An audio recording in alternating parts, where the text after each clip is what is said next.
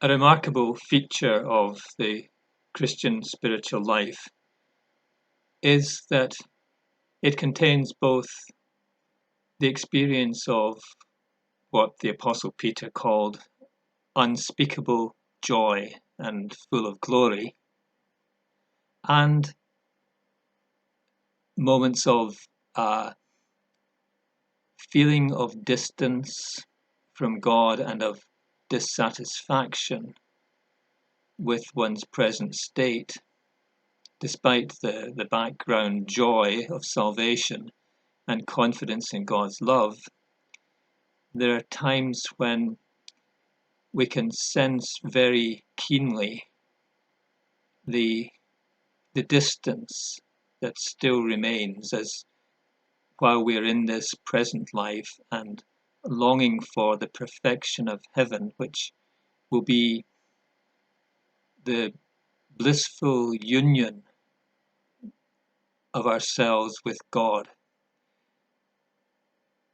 What we have in times of feeling lack of consolation is an increase in our longing for God. God allows this to happen to increase our longing for that fuller union with Him. And moments of seeming darkness and lack of consolation are the usual prelude to a deeper appreciation of God's love, to a more blissful experience of God even here and now in this life. The most wonderful sense of intimate union with God is preceded by moments of our perceiving just how much we need that, and just how unsatisfactory anything less than that is. God helps us in the day-to-day. He blesses us. He actually condescends to come down to us in our day-to-day life and gives us a sustained love and joy and serenity and peace.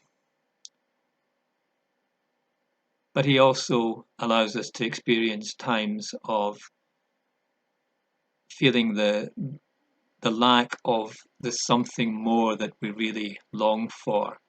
And that can mean that the good gifts which God gives us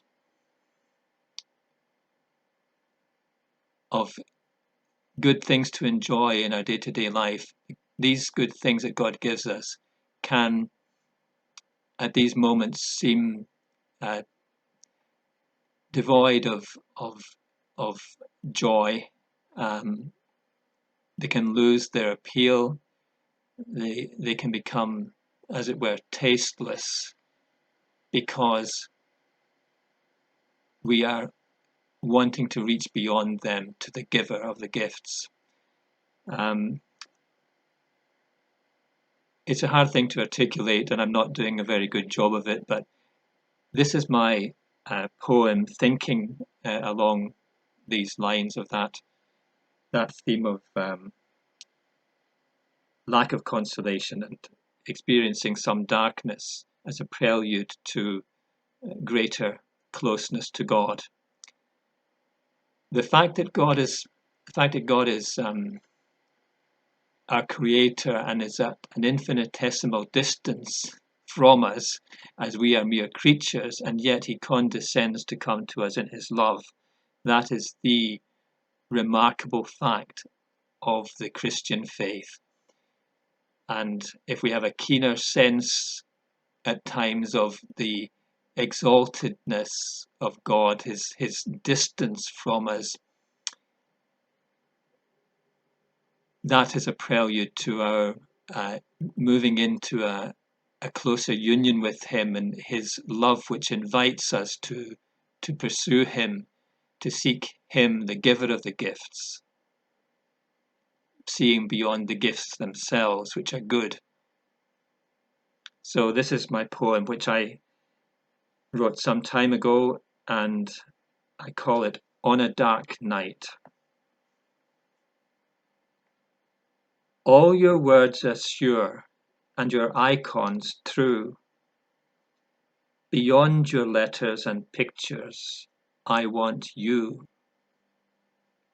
I treasure all the gifts from your loving heart, yet sometimes you leave me feeling quite apart.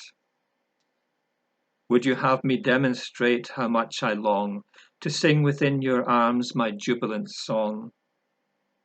I have such pain whenever you dim your light.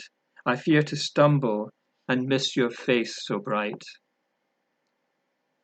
Yet you alone know just how to make me feel the barrenness of the ground on which I kneel, and all the cloying things that I must discard if I would fully see your loving regard. For though you washed me and made me fully clean, you left me to seek a way through streets so mean, trusting only in the strength that you impart to bring me rest within your loving heart. For some time I wept when clouds obscured your sun, till by sudden radiance you made us one. For all the time you held me within your hand, till you should make my dull mind to understand that I exist only because you sustain. I have my being only because you remain. So I shall think of you with every breath, and partake of you, the life that knows no death.